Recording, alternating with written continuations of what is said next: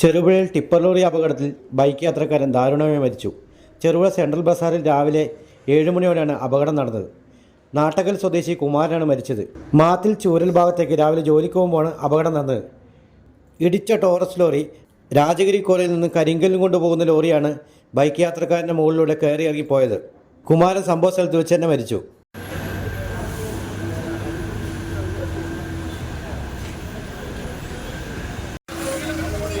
അപ്പുറത്തെ